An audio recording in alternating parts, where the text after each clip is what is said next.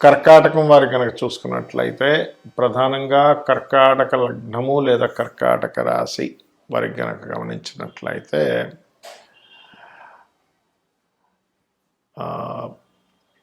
కర్కాటకం వారు మీ యొక్క రాశి నుంచి గురువు వక్రించడము, భాగ్యస్థానంలో శని, అష్టమంలో రాహువు, చతుర్థ బుధుడు, ధనస్థానంలో కేతువు, పంచమంలో కుజుడు, రవి, శుక్రుడు ఉన్నారు. ఆ కుజుడు మారుతున్నాడు 20వ తేదీ నుంచి, బుధుడు కూడా మారుతున్నాడు. ఈ యొక్క గ్రహస్థితిని అనుసరించి మీ యొక్క రాశి వారికి ఎలా ఉండబోతుంది డిసెంబర్ మాసంలో, ఏ విషయాల పట్ల మీరు జాగ్రత్త వహించాలి, మరియు ఏ దేవతారాధన చేసుకుంటే మీకు అన్ని విధాలు అనుకూలంగా ఉంటుందనేటువంటి విషయాలు చెప్తుంది. నేనైనప్పటికీ కూడా చెప్పిస్తుంది సాక్షాత్ లలిత అమ్మవారిగా భావిస్తూ, ఫస్ట్ ఆఫ్ ఆల్ ఇక్కడ మీకు రాశి నుంచి ఎప్పుడైతే గురువు వక్రించాడో కొంచెం ఇన్వెస్ట్మెంట్స్ విషయంలో చూసుకొని చేయాలి ఈ యొక్క నెలలో. అదేంటంటే గురువు మంచివాడే కదా అంటే, గురువు మంచివాడే కానీ గురువు ఉన్నటువంటి స్థితి సరిగ్గా లేదు అక్కడ.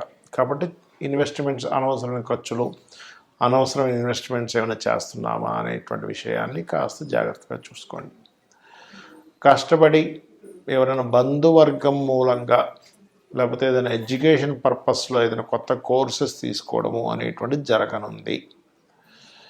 ప్రేమ వ్యవహారాలు కొత్తగా పరిచయాలు అవ్వడము, ప్రేమించిన వారిని ఎవరికైనా మీరు ఎవరైనా చెప్తే వారికి బాగా కలిసి రావడము, అంటే ఏదైనా ఒక ప్లానింగ్ మీరు చెప్పినట్లయితే వాళ్ళకి కలిసి రావడము, సంతానంలో ముఖ్యంగా స్త్రీ సంతానం కోసం ప్రయత్నం చేసేటువంటి వారికి కలిసి రావడం బాగుంది. 7వ తేదీ తర్వాత నుంచి కాంపిటీషన్ రంగాలు, స్పోర్ట్స్ రంగాలు, అదేవిధంగా కోర్టు కేసు వ్యవహారాలు, ఇటువంటి విషయాల్లో చక్కటి అనుకూలమైనటువంటి వాతావరణం ఉంది, అందులో ఎటువంటి సందేహం లేదు. ఇక ఉద్యోగంలో మార్పులు సూచిస్తున్నాయి. వాహనాల మీద వెళ్ళేటప్పుడు కాస్త జాగ్రత్తగా వెళ్ళండి. అందులో ముఖ్యంగా ఫోన్ మాట్లాడుతూ వాహనం నడిపించడం అసలు ఎవరూ చేయకూడదు, వీళ్ళకి అసలు పనికిరాదు. ఎందుకంటే 3వ అధిపతి, వ్యయాధిపతి అయినటువంటి బుధుడు 4లో ఉన్నాడు. కాబట్టి ఇది చరరాశి, ముఖ్యంగా కర్కాటకం అనేటువంటిది చరం అంటే మార్పులకు సంబంధించినటువంటిది, ప్రయాణాలకు సంబంధించింది. కాబట్టి ఈ విషయంలో జాగ్రత్తగా ఉంటూ మీ యొక్క ధన సంబంధించిన విషయంలో మంచి అభివృద్ధి యోగం కలగాలి అంటే నవగ్రహాలలో కేతుగ్రహం దగ్గర దీపారాధన చేయండి. గణపతిని ఎక్కువగా ఆరాధిస్తూ ఉండండి.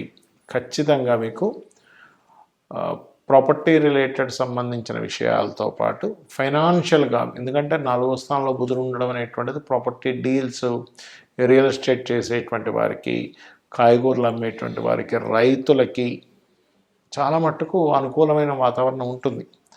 అదేవిధంగా ఇక్కడ మీరు ఏదైనా లోన్ లేదా విదేశాల్లో ఏదైనా చదువుకోవడానికి వెళ్ళేటువంటి ప్రయత్నం, విదేశాల్లో MBA చేద్దామని చేసేటువంటి ప్రయత్నం ఖచ్చితంగా ఫలిస్తుంది.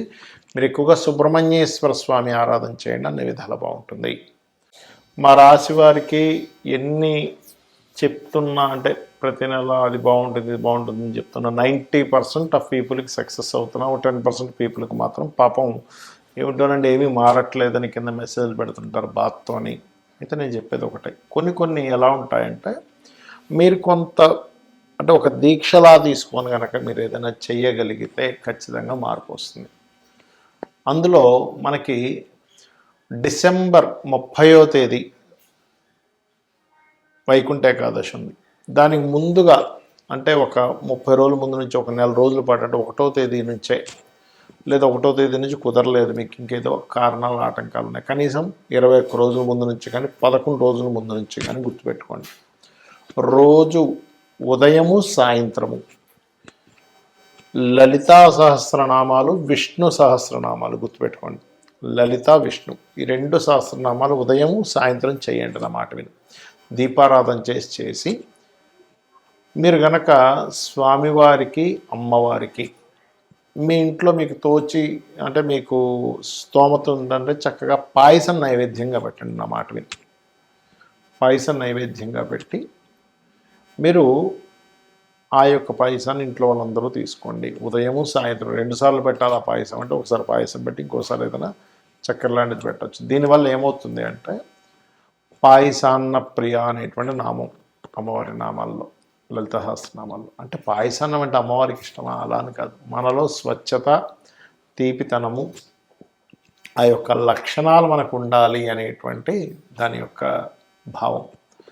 ఆ రకంగా మరీ ఎక్కువగా కొంతమందికి చూడండి, అర్ధాష్టమి శని, అష్టమి శని, ఏలినాటి శని నడుస్తూ ఉంటాయి కొంతమందికి. అలాంటి వాళ్ళు గూడాన్నాన్ని కూడా నైవేద్యంగా పెట్టినట్లయితే, అంటే బెల్లం కలిపినటువంటి అన్నము కనుక నైవేద్యం పెట్టినట్లయితే ఖచ్చితంగా మీరు ఏదైతే ఈ శని ప్రభావం పడుతున్నారో అన్ని విషయాలు లేట్ అవుతున్నటువంటి వాటికి బాగుంటుంది. మరి దీంతో పాటు ఎవరికైనా ఫలానా సంబంధించిన దాని మీదే మాకు ఇబ్బంది ఉందండి ఈ నెల రోజుల పాటు, ఎందుకంటే మార్గశిర మాసం, మార్గశిర లక్షవారాలు కూడా చేస్తారు అమ్మవారి యొక్క అనుగ్రహం కోసం.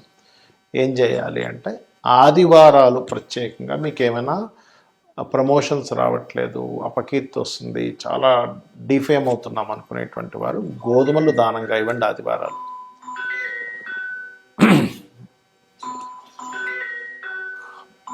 మరియు మానసికమైనటువంటి రుగ్మతలు, మానసికమైనటువంటి స్ట్రెస్ ఎక్కువగా ఉంది అనుకునేటువంటి వారు సోమవారాలు మీరు ఏం చేస్తారంటే బియ్యము దానంగా ఇవ్వండి. కేజీంబో బియ్యము, వైట్ కలర్ వస్త్రం, అలాగే గోవులకి ముల్లంగి తినిపించడం చేయండి. ఖచ్చితంగా మీరు ఏదైతే మానసిక స్ట్రెస్ ఉందో అది ఖచ్చితంగా పోతుంది.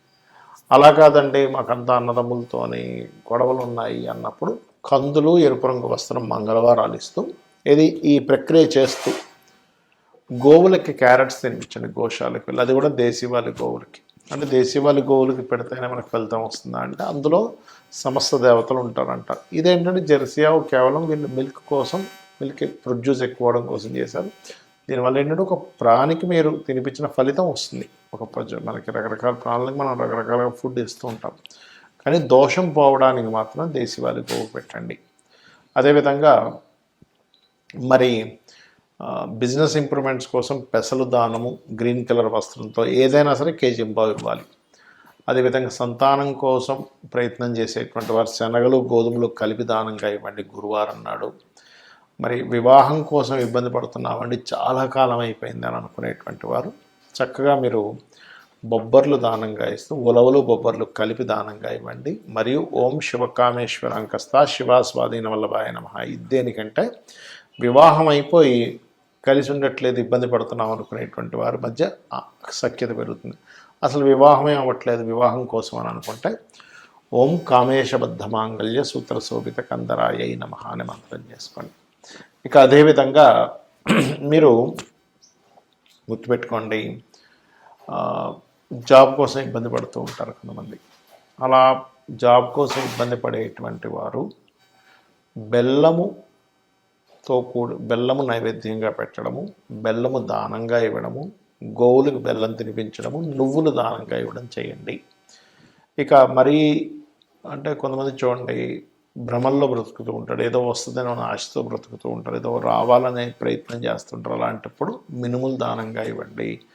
ప్రతిదీ కూడా ఆటంకాలు ఏర్పడుతున్నాయి, ఇంకా పొద్దున్న లేచినప్పటి నుంచి ఆటంకాలు ఏర్పడుతున్నాయి అనుకునేటువంటి వారు నిత్యము గణపతి ఆరాధన చేస్తూ గోవులకి గ్రాసము తినిపించడము, ఉలవలు దానంగా ఇవ్వడము, కేతుగ్రహం దగ్గర దీపారాధన చేయండి. ఇవన్నీ ఏంటంటే మీ జాతకం తెలిసినా తెలియకపోయినా మీకు జరుగుతున్నటువంటి ఇబ్బందుల నుంచి బయటపడడానికి చక్కటి రెమెడీ పనిచేస్తుంది.